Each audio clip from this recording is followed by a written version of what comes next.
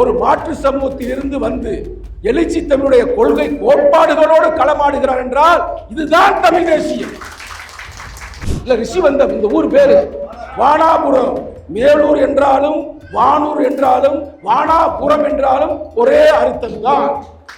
தமிழ் தேசியம்னா என்ன? அவ்வளவுதான், வேற ஒரு இதுவும் இல்ல. தமிழ் தேசியம்னா எழுச்சி தமிழர், எழுச்சி தமிழர்னா தமிழ் தேசியம். சாதியை ஒழிக்கக்கூடிய, சாதி இல்லாத ஒரு சமுதாயத்தை படைப்பதுதான் தமிழ் தேசியம். அதாவது தமிழ்நாட்டிலேயே அறிவு சார்ந்த ஒரு கட்சி என்றால் அது விடுதலை சிறுத்தைகள், உண்மையான போராளிகள் என்றால் அது விடுதலை சிறுத்தைகள். இங்க இருக்கிற ஒவ்வொருத்தருமே அடக்குமுறை ஆதிக்கம் சுரண்டல் நடந்தால் தட்டி கேட்போம், மனித நேயத்துக்காக போராடுவோம்.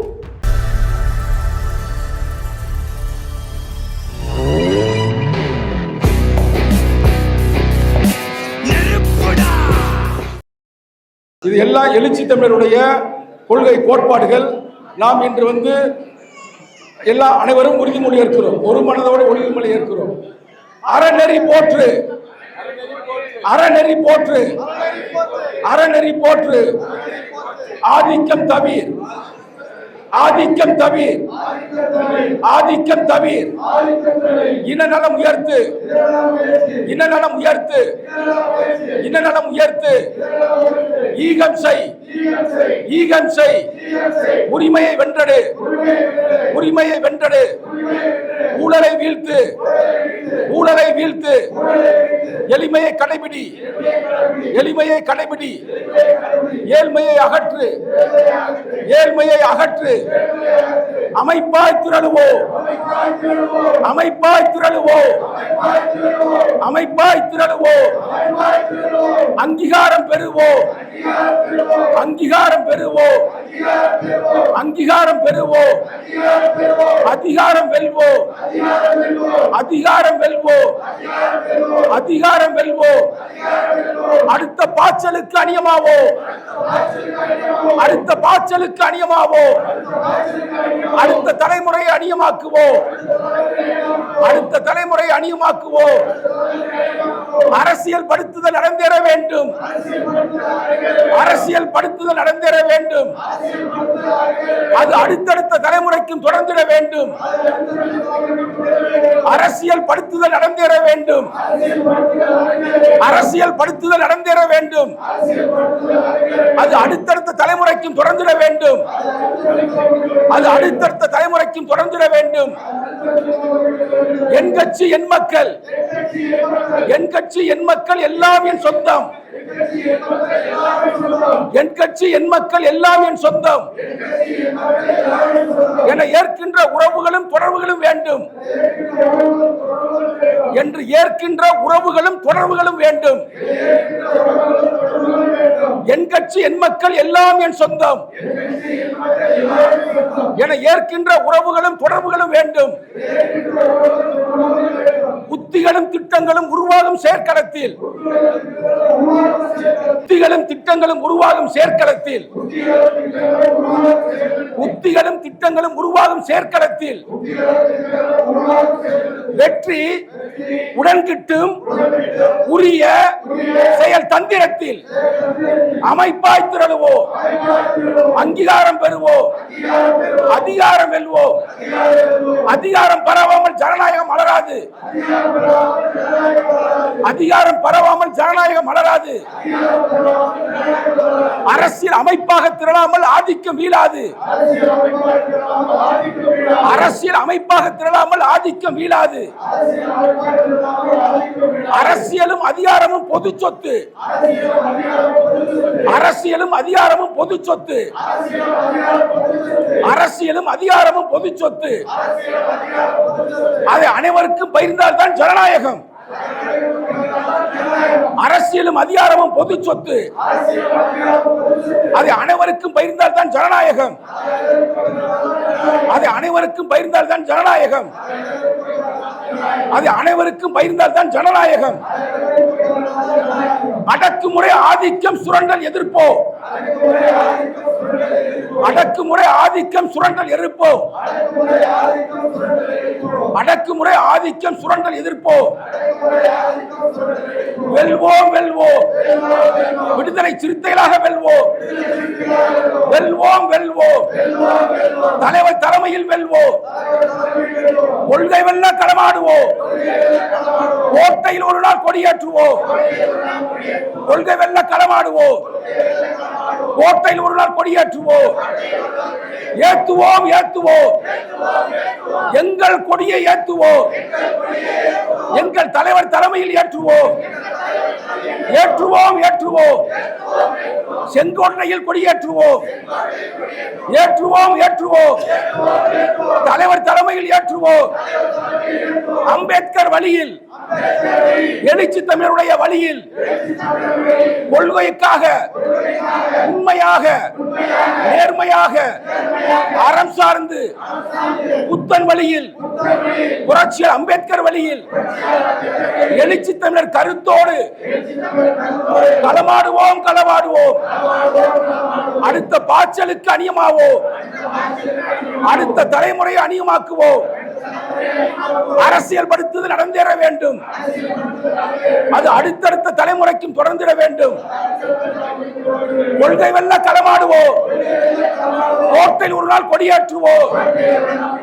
2031 எங்கள் தலைவர் தான் முதல்வர். எழுச்சி தமிழர் தான் முதல்வர். அதற்காகத்தான் பயிற்சி பட்டறை. அதற்காகத்தான் பயிற்சி பட்டறை. 2031 எழுச்சி தமிழரே தமிழ் தேசியத்தை வென்றெடுப்பார். ஈழத்தை வென்றெடுப்பார். தலித் விடுதலையை வென்றெடுப்பார். புத்தனின் ஆட்சி மீண்டும் நடக்கும். புத்தனின் ஆட்சி மீண்டும் நடக்கும். அசோகர் ஆட்சி மீண்டும் நடக்கும். அயோத்திதாசர் ஆட்சியும் நடக்கும். அதுவே எங்க தலைவர் தலைமையில் நடக்கும். தாயகம் தேசியம் தன்னாட்சி வெல்வோம். தாயகம் தேசியம் தன்னாட்சி வெல்வோம். அதுவே தமிழர் இறையாண்மை உலகுக்கு சொல்வோம். தாயகம் தேசியம் தன்னாட்சி வெல்வோம். அதுவே தமிழர் இறையாண்மை உலகுக்கு சொல்வோம். நன்றி, வணக்கம். உட்காருங்க. இனிய தோழர்களே, அன்பு நண்பர்களே, நல்லா கேட்டுங்க. திருமார்பன் வழக்கறிஞர் அவர் அழைச்சிருக்கீங்க பார்த்தீங்களா? நான் சொல்லல தோழர்களே, சத்தியமா நான் சொல்லல. திருமார்பன் நமது கட்சியோடைய அமைப்பு செயலாளர். நான் மிகவும் நேசிக்கக்கூடிய ஒரு மனிதர். கேளுங்க. அதாவது தலித்து அல்லாத ஒரு தலைவர், அதனால பாராட்டுகிறோம் என்பதல்ல. தலித்து அல்லாதவர் எத்தனையோ பேர் நமது கட்சியில் வரலாம், இருக்கலாம், சிறப்பான பதவிக்கு கூட வந்திருக்கலாம். ஆனால் ஒரு மாற்று சமூகத்தில் இருந்து வந்து எழுச்சி தமிழுடைய கொள்கை கோட்பாடுகளோடு களமாடுகிறார் என்றால் இதுதான் தமிழ் தேசியம். தமிழ் தேசியம்னா என்ன? அவ்வளவுதான், வேற ஒரு இதுவும் இல்ல. தமிழ் தேசியம்னா எழுச்சி தமிழர், எழுச்சி தமிழர்னா தமிழ் தேசியம். அவ்வளவுதான் மேட்டர். இதுல ரொம்ப பெருசா நம்ம என்ன தமிழ் தேசியம் அப்படின்னு தோழர் சொன்னாரு, ஒரு கருத்து சொன்னார். என்ன சொன்னார்களா? தமிழ் தேசியம் என்பது, அவர் சொன்னார் தோழர், அது நிலப்பரப்பை சார்ந்ததல்ல, மொழியை சார்ந்ததல்ல, அது ஒரு கொள்கை சார்ந்ததுன்னு சொன்னாரு. அவ்வளவுதான். தமிழ் தேசியம் என்பது ஒரு கொள்கை சார்ந்தது. எந்த கொள்கை சார்ந்தது? சாதியை ஒழிக்கக்கூடிய, சாதி இல்லாத ஒரு சமுதாயத்தை படைப்பதுதான் தமிழ் தேசியம். பயிற்சி பட்டறை என்பது சும்மா சங்கத்தமிழனே பேசிட்டு இருக்கேன்னு இல்ல, நம்ம பன்னீர்செல்வமே பேசுறது அல்ல. பயிற்சி பட்டறை என்பது கருத்துக்களை பரிமாறிக்கொள்வது. உங்க கருத்தை நீ சொல்லலாம், நான் மைக்கை நான் தர்றேன், நீ பேசலாம். நான் மட்டும் பேசுவதல்ல பயிற்சி பட்டறை. உன் கருத்தை மனம் விட்டு பேசணும். தனி மனித தாக்குதல் இல்லாமல், தனி மனித தாக்குதல் இல்லாமல். இப்ப தமிழ் தேசியம்னா என்ன அப்படின்றதுக்கு ஐயா அவ்வளவு அருமையா பேசினாரு. யாரு கவனிச்சிங்க? ஒரு ஆள் சொல்லுங்க. நான் தலைவர்கிட்ட பேரை சொல்லி அவங்கள்ட்ட நான் போன் பண்ணி நாளைக்கே கொடுப்பேன். ஒரு ஆளு அவர் ஐயா பேசினதுல ஒரு முக்கியமான கருத்தை சொன்னாரு. யாரு? திருமார்பன் அவர்கள் கட்சியுடைய அமைப்பு செயலாளர், வலிமையான ஒரு பதவியில் இருக்கக்கூடியவர். சட்டப்பிரகாரம் சொல்லப்பட்டால் அவரு தான் கடைசியா பேச வேண்டும். அன்பின் மிகுதியாக என்ன பேச சொல்றாரு? கட்சியின் புரோட்டோகால், கரெக்டா? புரோட்டோகாலின் பிரகாரம் அவர் தான் கடைசியா பேச வேண்டும். ஆனா அந்த அன்பின் மிகுதியாக அண்ணன் தம்பி நீங்க பேசுங்க தம்பி அப்படின்னு விட்டு கொடுத்துருக்கிறார். அது வேற பிரச்சனை. அவர் பேசினதில்ல நல்லா கேட்கிறேன், திருப்பி கேட்கிறேன். நாளை காலை சிறப்பு தலைவரே இந்த பேர் நாங்கள் எழுதியிருக்கோம்ல, அப்படி எழுதாம தலைவர் அவர் பேரே இதுல அவங்க பேர் எழுதுவாரு. ஃபார் எக்ஸாம்பிள் வந்து பன்னீர்செல்வம் அவர் சொல்லிட்டாருன்னா பன்னீர்செல்வம் அப்படின்னு தலைவர் கையெழுத்து கீழே போட்டாரு, பேர் எழுதி நான் கொண்டு வருவேன், நான் மைக்கு தர்றேன். அவர் பேசின பேச்சை எத்தனை பேர் கவனிச்சுன்றது பிரச்சனை இல்லை. அதுல பேசிய ஒரு முக்கியமான கருத்து, வரலாற்று பூர்வமான கருத்து, தலைவர் பல மேடையில் சொல்லப்பட்ட கருத்து, உலகளாவிய அது ஒரு உண்மை. அந்த உண்மையை கவனித்தவர்கள் எழுந்து நிற்கலாம். ஒரு ஆளு, ஒரே ஒரு ஆளுக்கு வாய்ப்பு, எழுந்து நில்லுங்க. யாரு ஒரு ஆள்? யாரு யாரு? ஐயா வாங்க, கிட்ட வாங்க. ஐயா பேசுனது நான் நினைச்சேன், நீங்க சொல்லலைன்னா நீங்க மைக் என்கிட்ட கொடுத்துடணும், சரிங்களா? அது ஒரு கண்டிஷன். அவர் பேசினதுலேயே ஃபுல் பேச்சும் பார்த்து எல்லாமே சிறப்பு. அதில் ஒரு பேச்சு அதை மட்டும்தான் நான் இப்போ பேச போகிறேன், வேற எந்த இதுவும் பேச போகிறதில்ல. அவர் பேசுனது என்னன்றத நீங்கள் கரெக்டாக சொல்லுங்க. தாங்க மைக்கு. ஒன்னே ஒன்று தான், வளவளன்னு சொல்லக்கூடாது. அவர் பேசுனதுல முக்கியமான கருத்து சகோதரத்துவம். ஓகே, வாழ்த்துக்கள். அவர் பேர் என்ன தோழர்? பேர் நகரச் செயலர், வின்சன் நகரச் செயலர். ஆனால் சகோதரத்துவம் சொன்னார், அது சூப்பர். நான் என்ன கேட்குறேன்னா, அவர் பேசின தலைப்பு தமிழ் தேசியம். தமிழ் தேசியத்தில் ஒரு கருத்து வந்து நீங்கள் சகோதரத்துவம்ன்றது உண்மைதான், இதை விட இன்னொரு கருத்து சொன்னார். இங்கே இருக்கவங்க சொல்லக்கூடாது, இங்கே இருக்கவங்களாம் தெரியும்னு எனக்கு தெரியும், அங்கே இருக்கிறவங்க தெரியும், தோழர்கள் வந்து சொல்லணும்.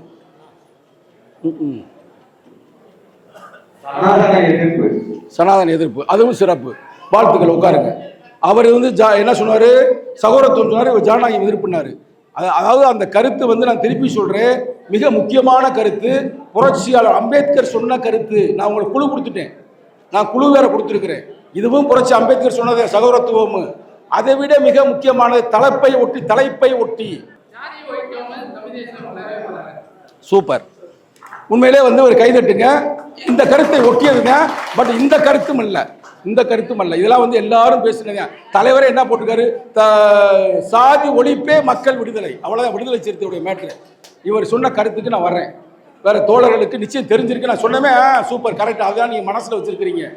அதாவது தமிழ்நாட்டிலேயே அறிவு சார்ந்த ஒரு கட்சி என்றால் அது விடுதலை சிறுத்தைகள். உண்மையான போராளிகள் என்றால் அது விடுதலை சிறுத்தைகள். அதில் எந்த மாற்று கருத்தும் இல்லை. ஆனால் நமக்குள்ளே பார்க்கவே நீயா நானா அப்படி நீங்க நினைக்கலாம். ஆனால் இங்க இருக்கிற ஒவ்வொருத்தருமே அடக்குமுறை ஆதிக்கம் சுரண்டல் நடந்தால் தட்டி கேட்போம், மனித நேயத்துக்காக போராடுவோம். மனித நேயத்திற்கு ஒரு ரோட்டை அடிபட்டு விழுந்தானா மற்ற பையன் பார்த்துட்டு போவேன். ஆனால் ஒரு விடுதலை சிறுத்தைகளாக இருந்தால், நான் தலித்துன்னு சொல்லலை, பறையர்னு சொல்லலை, பல்லர்னு கூட சொல்லலை, ஒரு விடுதலை சிறுத்தைகள், விடுதலை சிறுத்தைகளுக்கு சாதி இல்லை. அப்படிப்பட்டவன் ஒன்று நடந்தா தட்டி கேட்பேன். அதான் தலைவர் 90 சொன்னாரு, விடுதலை சிறுத்தை என்றால் என்ன அப்படின்னாரு. என்ன சொன்னாருன்னா, சாதியற்ற மதமற்ற மாற்றாரை மதிக்கின்ற மகத்தான பண்பு கொண்ட மண்ணின் மைந்தர்கள் தான் விடுதலை சிறுத்தைகள். தலைவர் 90 சொன்னதுதான் விடுதலை சிறுத்தைனா யாரு எவனாவது கேட்டா நீங்க என்ன சொல்லணும்னா, சாதியற்ற மதமற்ற மாற்றாரை மதிக்கின்ற மகத்தான பண்பு கொண்ட மண்ணின் மைந்தர்கள் தான் விடுதலை சிறுத்தைகள். ஏன் அப்படி இருக்கிறோம்னா, நாம் தான் இந்த நாட்டை ஆண்டவர்கள், இந்தியாவை ஆண்டவர்கள். இப்போ உங்களுக்கு தெரிஞ்சிருக்குன்னு நினைக்கிறேன் தோழர் என்ன சொன்னாருன்னு. இப்ப கண்டுபிடிச்சிருப்பேன், இன்னும் இல்ல வாய்ப்பு இல்லை, கண்டுபிடிச்சிட்டீங்கன்னு நினைக்கிறேன். நான் எங்க அந்த நிப்பாட்டிட்டு அவர் என்ன பேசினாருன்னு. வாங்க வாங்க தோழர். நாளை தலைவர் வந்து பேர் எழுதி அவர் சர்டிபிகேட்டை அங்கிருந்து இதிலே போட்டுருவேன். நாளைக்கு ஃபேஸ்புக்லேயே போடுவேன். யாரு சொல்லுங்க பாப்பா, என்ன சொன்னாரு? கைதட்டுங்கப்பா ஜோரா.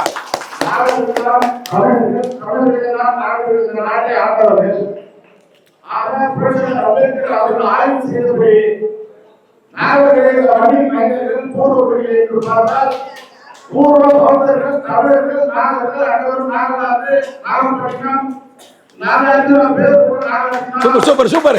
வாங்க வாங்க வாங்க வாங்க வாங்க வாங்க. வாழ்த்துக்கள் வாழ்த்துக்கள். உங்க பேரு? ஐயா இவர் பேரை மட்டும் பின்னாடி எழுதிருங்க. இவர் பின்னாடி எழுதிட்டா முன்னாடி நம்ம எழுதுவோம். ஏன்னா எழில் வளவன் அவர்களுக்கு எழில் நிலவன் அவருக்கு ஜோரா கைதட்டுங்க எல்லாருமே. இப்ப நம்ம பயிற்சி பட்டறையே இந்த பாயிண்ட்ல இருந்து ஆரம்பிக்கிறோம். இந்த பாயிண்ட்ல இருந்தே பொன்னிவளவன் அவர்களே, நம்ம பயிற்சி பட்டறையுமே இந்த பாயிண்ட்ல இருந்தே ஆரம்பிக்கிறோம். அதை இப்ப நம்ம சொல்லலாம், இப்ப இவர் சொல்லலாம், அவர் சொல்லலாம், அது முக்கியம் அல்ல. தலித்து அல்லாத ஒரு ஜனநாயக சக்தி, ஒரு கருத்தை பதிவு செய்கிறார் என்றால் அதுதான் விடுதலை சிறுத்தை கிடைத்திருக்கின்ற வெற்றி, மாபெரும் வெற்றி. இப்ப அந்த பாயிண்ட்டுக்கு வருவோம். புரட்சியாளர் அம்பேத்கர் தமிழன் அல்ல. அவர் தமிழ்நாட்டுக்காரரா? தமிழ்நாட்டுக்காரர் அல்ல, அவர் மகாராஷ்டிரா. அவர் என்ன சமூகம்னு உங்களுக்கு தெரியும், ஆனா ஒரு எஸ்சி, ரைட்டா? அவர் தான் நிகழ்காலத்திலையும் சரி அந்த காலத்திலையும் சரி ஒரு மாபெரும் அறிஞர். அவர் வாங்கிய பட்டம் பல பட்டம். முத வெளிநாட்டில் சென்று படித்து பாரத்ல வாங்கியவரே புரட்சியாளர் அம்பேத்கர் தான். காந்திலாம் பெயிலா போனவர், அது நிறைய பேருக்கு தெரியாது. நேருக்கு அரியர் இருந்துச்சு, ஆனால் அதிகமான மார்க்குகளை பெற்ற ஒரே தலைவர் புரட்சியாளர் அம்பேத்கர். அவர் பதிவு செய்கிறார், அவருடைய புத்தகம் தொகுப்பு நம்பர் 37, தொகுப்பு நம்பர் 9, 8 தமிழ் என சொல்றது பதிவு செய்கிறார். என்ன பதிவு செய்கிறார் என்றால், இந்தியாவை யாரும் சொந்தம் கொண்டாட முடியாது. ஏனென்றால் இந்தியா பல இனங்களின் தொகுப்பு, பல சாதிகளின் தொகுப்பு, பல மன்னர்களின் தொகுப்பு. ஆகையால் எந்த சமூகமும் இந்தியாவை சொந்தம் கொண்டாட முடியாது. அப்படி ஒருவேளை இந்தியாவை சொந்தம் கொண்டாட விரும்பினால் அது யாருக்கென்றால் தமிழர்களுக்குத்தான் அந்த உரிமை இருக்கிறது. அந்த தமிழர்களுக்கு அந்த காலகட்டத்தில் பெயர்தான் நாகர்கள். அந்த நாகர்கள் தான் திராவிடர்கள். யாரு? புரட்சியாளர் அம்பேத்கர் பதிவு செய்கிறார். தோழர்களே, சாதாரண விஷயம் அல்ல. இந்தியாவை முழுமையாக ஆண்டவர்கள் யார்? தமிழர்கள்.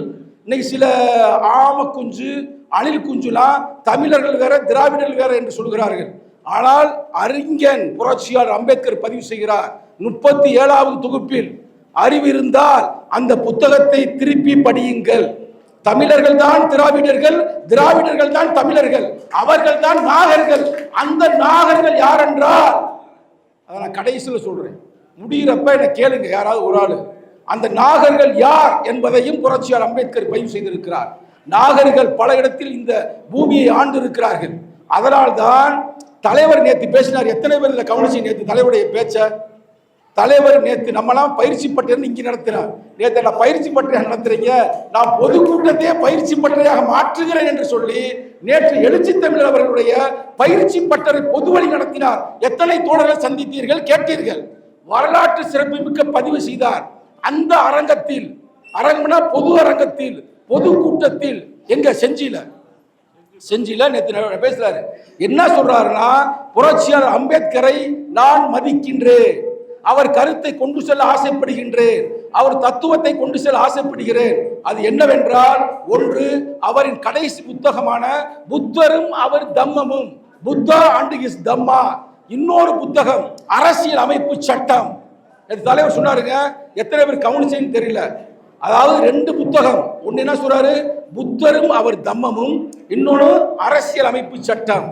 அரசியல் அமைப்பு சட்டம் என்பது அரசியல் ரீதியான வழிமுறைகள், வாழ்க்கை தரம். ஆனால் புத்தா அண்ட் ஹிஸ் தம்மா என்பது என்னவென்றால், அது ஒரு கலாச்சாரம், அது ஒரு பண்பாடு என்று அவர் பதிவு செய்கிறார், தலைவர் பதிவு செய்கிறார்.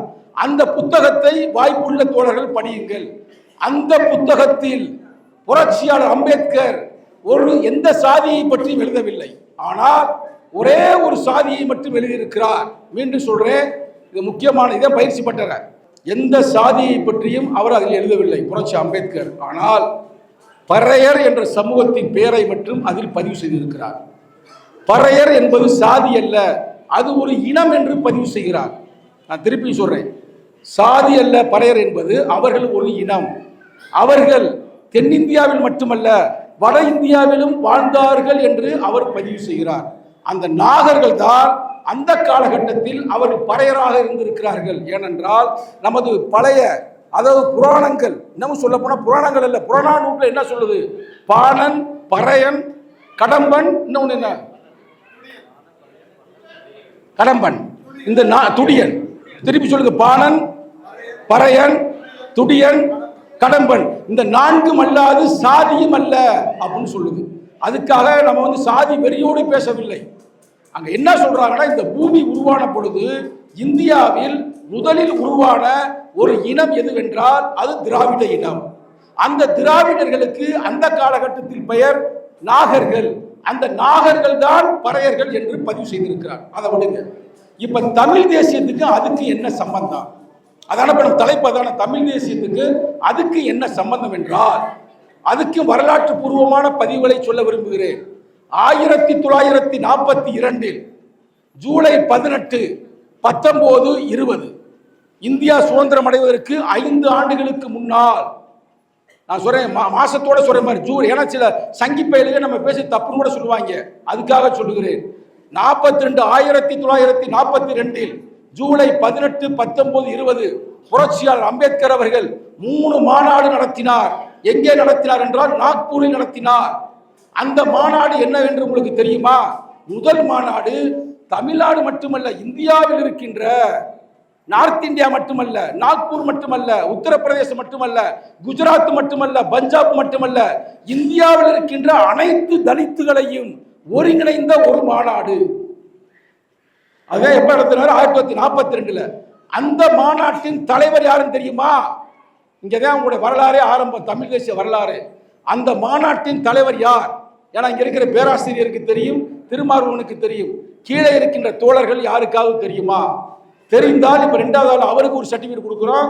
2வது, அந்த 1942 புரட்சியாளர் அம்பேத்கரே தன்னுக்கு ஒரு தலைவராக ஏற்று ஒரு மாநாடு நடத்தியிருக்கிறார். தவறு, தவறு, தவறு, தவறு. கன்சிராம்லாம் நம்ம சொல்லக்கூடாதுங்க. இல்ல இல்ல,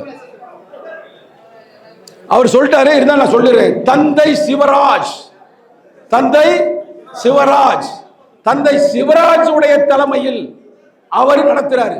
அது ஏன் நடத்துகிறோம் என்பதற்காக புரட்சியாளர் அம்பேத்கர் பதிவு செய்கிறார். தமிழர்கள் தான் இந்த இந்தியாவை ஆண்டவர்கள், அதற்காக நான் அவருக்கு அந்த வாய்ப்பை நான் வழங்கி இருக்கிறேன். நான் இன்னைக்கு சில அரசாங்கத்தில் அப்பயே அவர் அமைச்சராயிட்டாரு, வெள்ளக்கார ஆட்சியில் அமைச்சராக போகிறார். நான் இருந்தால் சரியாக இருக்காது. அதற்கு ஒரு சரியான ஒரு தலைமை வேண்டும் என்றால், ஒரு அட்வொகேட், ஒரு பேராசிரியர், வழக்கறிஞர், தமிழ்நாட்டை சார்ந்தவர். யாரு? தந்தை சிவராஜ். தந்தை சிவராஜ் அவர்களைத்தான் அவர் தலைமையில போடுறார். புரிஞ்சு போச்சா? அது 18. 19 என்னன்னா, இங்க உட்கார்ந்து இருக்கிறீங்களே பெண்கள், வெறும் பெண்களை மட்டுமே வைத்து, அதுல வெறும் தலித்து பெண்கள் மட்டுமல்ல, தலித்து அல்லாத பெண்களை வைத்து ஒரு மாநாடு நடத்தினார். அதே மாதிரி 20ஆம் தேதி என்ன நடத்தினார்னா, SST சமதா சைனிக் தள் அப்படின்னு ஒரு மாநாடு. இந்த மாநாட்டில் அந்த காலகட்டத்திலேயே 75,000 பேர் கலந்து கொண்டிருக்கிறார்கள் என்று வரலாறு சொல்லுகிறது. நம்ம மற்ற வரலாறுக்கு போல, நம்ம தமிழ் தேசியத்துக்கு மட்டும் பேசுவோம். அவ்வளவு படித்த புரட்சியாளர் அம்பேத்கர் அவர்கள் அந்த நிகழ்வில் தந்தை சிவராஜை ஏன் வைத்தார் என்றால், சிவராஜை பத்தி அவர் பெரியார்னு சொன்னாப்ல, அது ஒரு கருத்து சொல்றேன். சிவராஜுடைய மனைவி பேர் தெரியுமா? தந்தை மீனாம்பாள். தந்தை மீனாம்பாள் தான் ஈவேரா அவர்களுக்கு தந்தை, தந்தை பெரியார், தந்தை என்ற பட்டத்தை வழங்கிய பெண்மகள். யாரு? மீனாம்பாள். இவ்வளவு பெரிய வரலாற்றுக்கு சொந்தக்காரர்கள் தான் தமிழர்கள், நாகர்கள். மற்ற நீங்க புரிஞ்சுக்கணும் நினைப்பீங்க. அப்ப அப்படிப்பட்ட தலைவரை அவர் வைத்திருந்தது காரணம் என்னவென்றால், இந்தியாவை சொந்தம் கொண்டாடக்கூடிய தகுதி யாருக்கு இருக்கிறது? தமிழர்களுக்கு மட்டும்தான் இருக்கிறது. இப்ப அதை அப்படியே மனசுல வச்சுக்கிறீங்க. நம்ம மற்ற பாயிண்ட் படி சொன்ன பாயிண்ட் பூரா ஒத்து வரும். அதற்காகத்தான் புரட்சியாளர் அம்பேத்கர் அவர்கள் என்ன செஞ்சாரு? சகோதரத்துவம் சொன்னீங்க தோழர், சகோதரத்துவம் சொன்னீங்க. அதுமாதிரி லிபர்ட்டி, ஈக்குவாலிட்டி, ஃப்ரெண்டர்னிட்டி, சகோதரத்துவம், விடுதலை, அது மட்டுமல்லாமல் சுதந்திரம், அப்புறம் இன்னொன்று என்ன? சமூக நீதி. இதையெல்லாம் உருவாக்குகிறார். எங்கிருந்து உருவாக்குறார் என்றால், இதான் முக்கியம். அவர் பாட்டுக்கு எடுக்கல. அவர் எங்கிருந்து எடுக்கிறார்னா, புத்தனிடமிருந்து எடுக்கிறார். யார்கிட்ட? பகவான் புத்தரிடமிருந்து. அயோத்திதாச பண்டிதருடைய ஆதி வேதம் என்ற புத்தகத்தை படிக்கிறார் புரட்சியாளர் அம்பேத்கர். ஆதி வேதம், அதுதான் அவர் புத்த மதம் மாறுவதற்கே முக்கியமான காரணம். இதெல்லாம் வரலாறுகள் அங்கொன்றும் இங்கொன்றுமா சொன்னேன் என்றாலும் கூட, தமிழ் தேசியத்துடைய மைய புள்ளி என்னவென்றால் மனித நேயம் தான். அந்த மனித நேயம் என்றால் என்ன? அதுதான் சகோதரத்துவம், அதுதான் சமத்துவம், அதுதான் விடுதலை. அதைத்தான் புரட்சி அம்பேத்கர் பதிவு செய்கிறார். இப்ப தமிழ் தேசியம்னா பல தலைவர்கள் பேர் சொல்லுவீங்க. யாரு? தமிழரசன். தமிழரசன் தெரியுமில்ல? தமிழரசன். அதே மாதிரி பல தலைவர்கள் அவர்களாம் இருந்தாங்க. அதுக்கு அடுத்தபடியாக இன்று நம்ம தமிழ் தேசியம் என்றால் யாரை சொல்லுகிறோம்? தலைவர் நிகழ்காலத்தில் தமிழ் தேசியம் உருவாக வேண்டும் என்று களத்தில் களமாடியவர் யார்? மேதகு பிரபாகரன் அவர்கள். இதுல மாற்று கருத்து இல்லைல்ல. மேதகு பிரபாகரன் தான் தமிழ் தேசியத்திற்காக போராடினார். அவருடைய நல்லா கேட்டுங்க, அவருடைய நவம்பர் மாதம் எப்ப 27ஆம் தேதி மாவுரை உரை ஆற்றுவார். கேள்விப்பட்டிருக்கீங்களா? மாவீரர் உரை. அந்த மாவீரர் உரையில கடைசியா எந்த ஆண்டு அவர் மாவீரர் உரை ஆற்றினார்? யாராவது சொல்லுங்க பார்ப்போம். கடைசியாக எப்ப உரையாற்றினால்? கடைசியா மாவீரர் உரைக்காக காத்திருப்பார்கள் உலக தமிழர்கள் மட்டுமல்ல, உலகத்தில் இருக்கின்ற அனைத்து போராளிகளும், அனைத்து அரசாங்கமும், இன்னும் ஐபியில இருந்து இன்னும் எல்லாம் ஐஎஸ்ல இருந்து எல்லாம் வெயிட் பண்ணுவாங்க, என்னடா பேச போறாருன்னு. கடைசியாக மேதகு பிரபாகரன் அவர்கள் பேசிய மாவீரர் உரை எந்த ஆண்டு? சூப்பர், என்ன நீங்க பயங்கரமான ஆளா இருப்பீங்க. அவருக்கு 2008 அவர் தலைவர் மேதகு பிரபாகரன் உரையாற்றிய ஆண்டு, கடைசி ஆண்டு. அதுக்கடுத்து அவர் உரையாற்றவில்லை. அந்த உரையில் தோழர்களே, தமிழ் தேசியத்தை நெருங்கிட்ட முடிக்க போறோம்.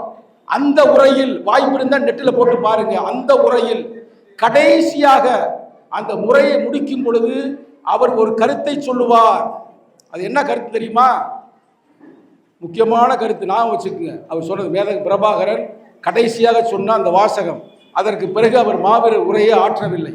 அவர் என்ன சொல்றாருன்னா, எத்தனை சக்திகள் என்னை எதிர்த்து நின்றாலும், எத்தனை சக்திகள் என்னை எதிர்த்து நின்றாலும், எத்தனை சூழ்ச்சிகள் என்னை சுற்றி வளைத்தாலும், எத்தனை சூழ்ச்சிகள் என்னை வளைத்தாலும், எத்தனை துரோகங்கள் என்னை வீழ்த்த பார்த்தாலும், வரலாறு விட்ட வழியில் காலமிட்ட கட்டளையின்படி நான் யுத்தம் செய்து கொண்டே இருப்பேன். என் யுத்தத்தை அடுத்த தலைமுறைக்கு நகர்த்துகிறேன் என்றுதான் மேதகு பிரபாகரன் அவர்கள் பதிவு செய்திருக்கிறார். என்ன வரி? வரலாறு விட்ட வழியில் காலம் இட்ட கட்டளைப்படி. ஆனால் நமது தலைவர் எழுச்சி தமிழவர் மேடைக்கு மேடை, தமிழ் தேசிய மேடையில் என்ன சொல்லுவார்? ஈழம் வெல்லும், அதனை காலம் சொல்லும் என்று சொல்லுவார். ஈழம் வெல்லும், அதனை காலம் சொல்லும். அது எப்ப சொன்னார் தலைவர்? 90களே சொல்லிட்டார் அந்த வார்த்தையை, தெரியுமில்ல. ஆனால் மேதகு பிரபாகரன் அவர்கள் அந்த கருத்தை உள்வாங்கி, எனது அன்பு தம்பி தமிழகத்தில் இருக்கிறார், அவன் பெயர் திருமாவளவன், எனக்கு பிறகு இந்த இயக்கத்தை, இந்த அமைப்பை வழிநடத்தக்கூடிய ஒரே தலைவன் மேதகு பிரபாகரனுக்கு அடுத்தபடியாக எழுச்சி தமிழர் தான் என்று மேதகு பிரபாகரன் அந்த காலத்தில் சொல்லியிருக்கிறார். வரலாறு விட்ட வழியில் காலமிட்ட கட்டளைப்படி எனது யுத்தத்தை நான் செய்கிறேன் என்று. இதே வரலாறு. அங்க இருக்கிற கரும்புலிகள் நீ போய் பார்த்தீங்கன்னா, கரும்புலிகள்னா யாரு? தனது உயிரை மாய்த்தவர்கள், நாட்டின் நலனுக்காக, கொள்கை நலனுக்காக தனது உயிரையே தாரை வார்த்தவர்கள், அவர்கள் தான் கரும்புலிகள். அந்த கரும்புலி தான் தமிழ்நாட்டில் யார்? தன்மான தமிழ் புலி, தமிழீழ கொள்கை புலி, ஈழ தமிழருக்கா உயிர் கொடுத்த தமிழ்நாட்டு கரும்புலி. தம்பி கரும்புலி முத்துக்குமார் நிகழ்வில் தான் எழுச்சி தமிழை பிரகடனப்படுத்தினார். கடந்த 29ஆம் தேதி தமிழ் தேசிய எழுச்சி மாநாடு என்று, அந்த மாநாடு என்று வருகின்ற மே 17ஆம் தேதி பொருத்தி பாருங்கள். மேதகு பிரபாகரன் மதித்த ஒரே தலைவர் எழுச்சி தமிழர் தான். இதுல சும்மா பில்டப்லாம் பண்ணல. அந்த கரும்புலியினுடைய டாலர்ல ஒரு பக்கம் மேதகு பிரபாகரன் போட்டா, இன்னொரு பக்கம் யாரு தெரியுமா? எழுச்சி தமிழருடைய படம். இன்னொரு பக்கம் யாருடைய படம்? எழுச்சி தமிழருடைய படம் தான் அது இருக்கு. கரும்புலிகளுக்கு அதுதான் இருக்கு. அது மட்டுமல்ல தோழர்களே, அவர் சொன்னார், தலைவர்கிட்ட என்ன சொன்னாரு? நான் அண்ணன் இருக்கிறேன், கவலைப்படாதே, சாதியவாதிகளையும் மதவாதிகளையும் நிச்சயமாக ஒரு முடிவுக்கு கொண்டு வருவோம் என்று. ஆனால் வரலாறு விட்ட வழியில் காலமிட்ட கட்டளைப்படி வரலாறு மாறி இருக்கலாம். ஆனால் நமது தலைவர் எப்பொழுது ஆட்சி அதிகாரத்தை கைப்பற்றுகிறாரோ அப்போதுதான் ஈழ மக்களுக்கான தீர்வு கிடைக்கும். அதற்காகத்தான் நாம் என்ன நடத்துறோம்? தமிழ் தேசிய எழுச்சி மாநாடு நடத்துகிறோம். அதுக்கும் ஒரு வரலாறு சொல்றேன். நம்ம மேதகு பிரபாகரன் வேற, எழுச்சி தமிழ் வேற என்று இல்லை. ரெண்டுமே ஒரே எண்ணம் கொண்ட இருவேறு தலைவர்கள் தான். அதுக்கு ஒரு எடுத்துக்காட்டு சொல்றேன் பாரு, நீங்க யோசிப்பீங்க.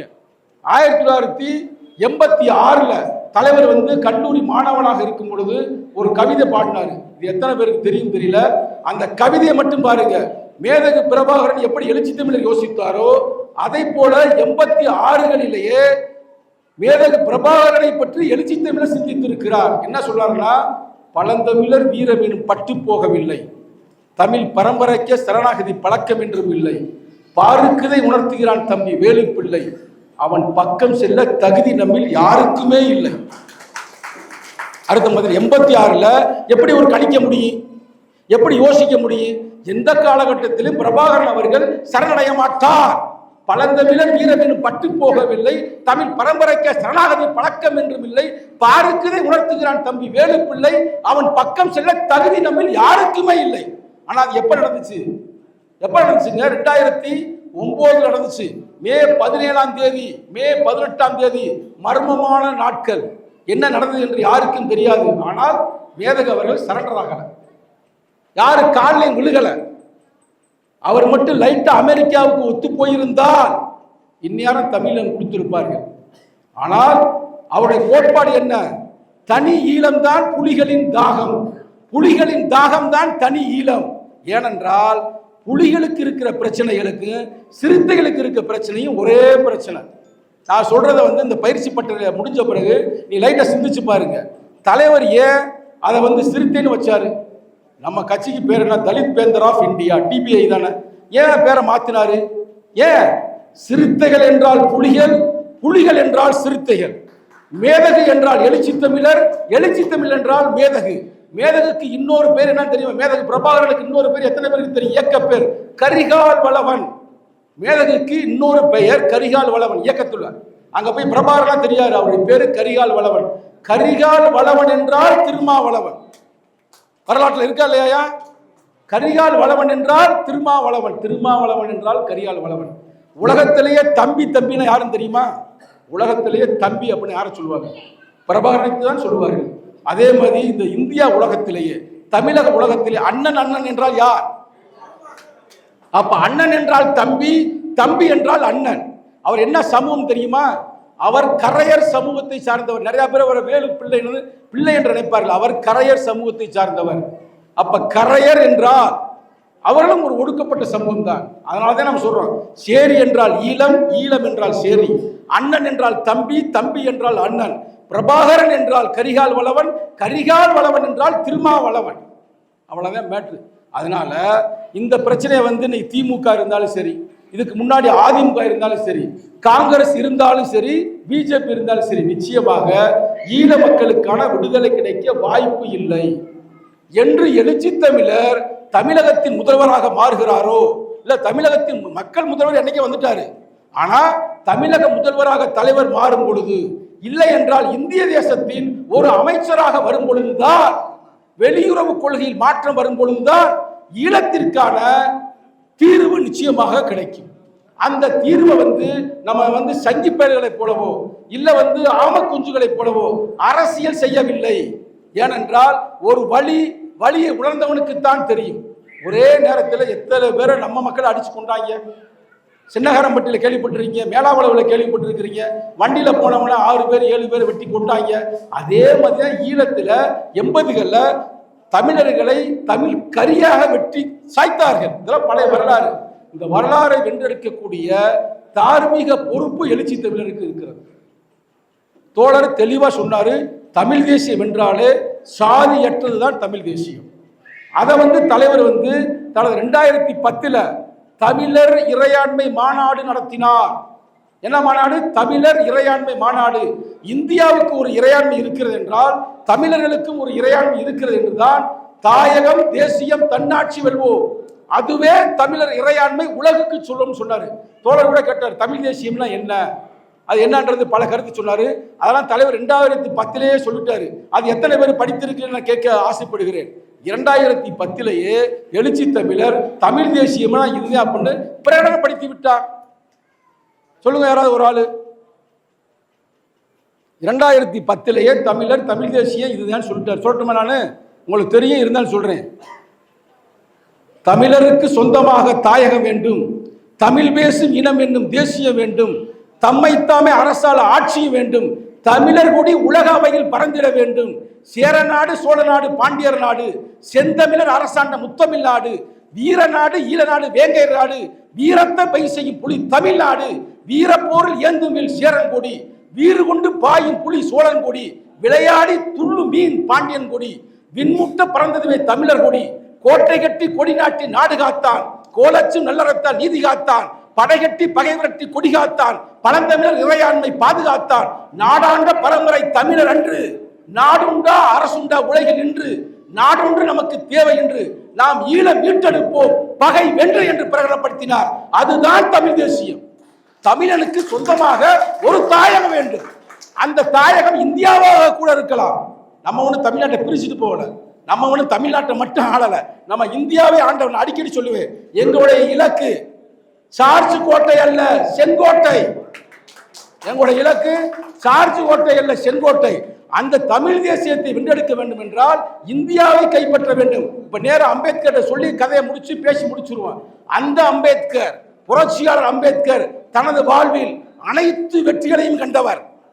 ஆனால் ஒரே ஒரு இடத்தில் தோற்று போய்விட்டார். ஒரே ஒரு இடத்தில் புரட்சியாளர் அம்பேத்கர் தோற்று போய்விட்டார் என்றால் அந்த ஒரு இடம் எதுவென்று உங்களுக்கு தெரியுமா? இந்தியாவிற்காக அரசியல் அமைப்பு சட்டத்தை கொடுத்தார். இந்தியாவிற்காக தேசிய கொடியவே கொடுத்தார். அந்த தேசிய கொடியை கொடுத்தது புரட்சி அம்பேத்கர் அல்ல, அது பெங்காலி வெங்கையா. ஆனால் அந்த தேசிய கொடியில் இருக்கின்ற அந்த சக்கரத்தை உருவாக்கியவர் யார்? அவர்தான் புரட்சியாளர் அம்பேத்கர் அவர்கள். எத்தனையோ பேர் என்னென்னமோ சொன்னாங்க. ஒருத்தன் சொன்ன ஓம வைக்கலாம்னு, ஒரு ஆள் சொன்ன யாரு காந்தி சொன்னாரு ராட்டணம் வைக்கலாம்னு, திலகர் சொன்னாரு ஓம் வைக்க சொன்னாரு, ஒருத்தர் சுஸ்தி வைக்க சொன்னாரு. ஆனால் புரட்சியாளர் அம்பேத்கர் மட்டும்தான் அதில் எதை வைக்க சொன்னாரு? சக்கரம், தர்ம சக்கரம், அசோக சக்கரத்தை வைக்க சொன்னார். ஏன் வைக்க சொன்னார் என்றால் அசோகன் என்றாலே ஆட்சி அதிகாரம் தான்.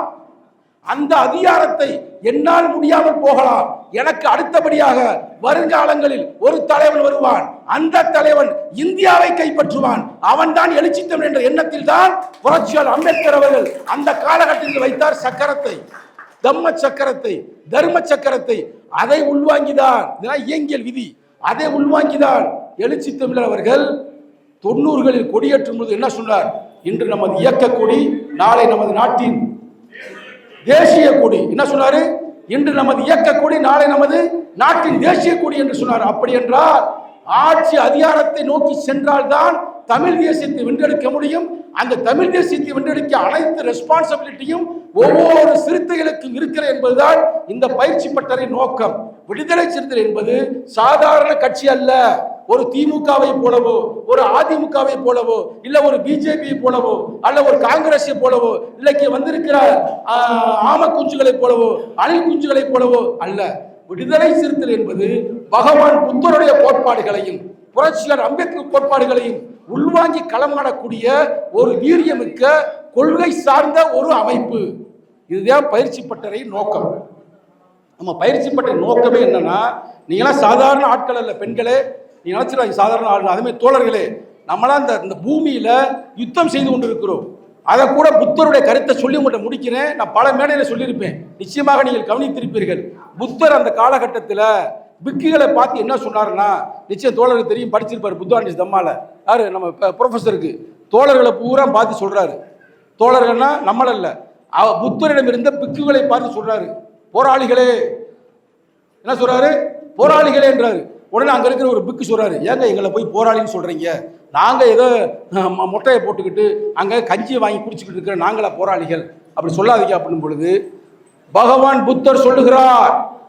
சொன்னதாக பதிவு செய்வது புரட்சியாளர் அம்பேத்கர். என்ன சொன்னார் தெரியுமா?